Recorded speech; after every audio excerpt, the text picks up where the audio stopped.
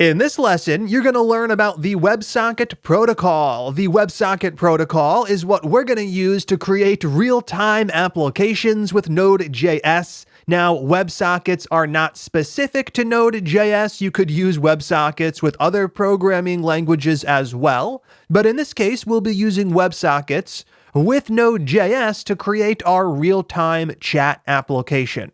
So what I want to do in this video is just talk about exactly what WebSockets are and how they're going to help us achieve our goal, the goal of a real-time application. Now, like with the HTTP protocol, the WebSocket protocol is going to allow us to set up communication.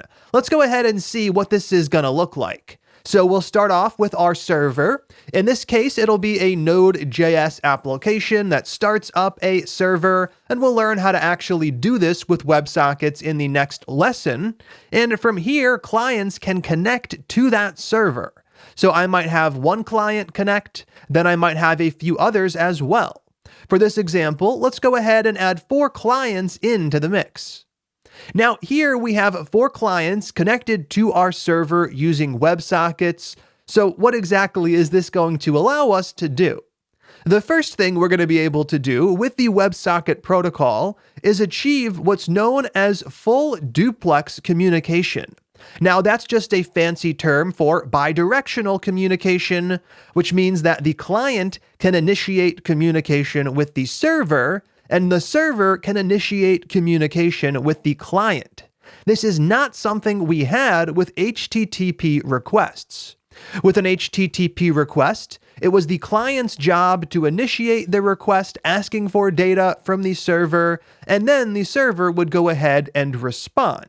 But at any point in time, the server couldn't just send data to the client. If the client didn't make an HTTP request, the server had no way of communicating with it. All of that changes with WebSockets. With a WebSocket, we have a persistent connection, which means that the client connects to the server and it stays connected for as long as it needs to. So if I'm creating a chat application, I can connect the client, which in this case would be a browser, to the server, and then the client could send messages to the server, and the server, whenever it wanted to, could send messages to the client. So first up, very important, we have full duplex communication. Next up, the WebSocket protocol, it's a separate protocol from HTTP. That is why we are seeing very different behavior.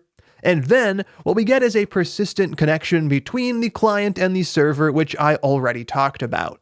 So right here, the 2 important things to note is that 1, we have a persistent connection, and 2, we have bidirectional communication. If you understand that, then you understand everything necessary to actually create a real-time application.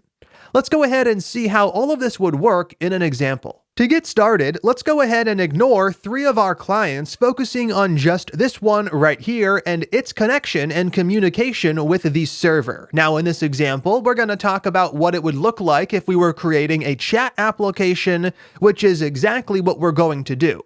So right here, the client and the server are going to communicate, and the communication, remember, could be bidirectional.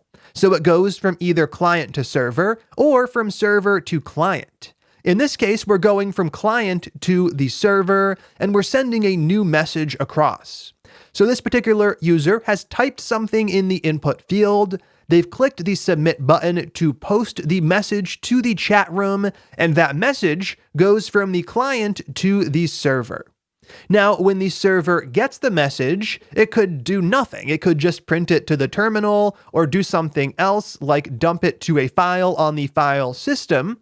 But what we really want to do is bring our other 3 clients into the mix.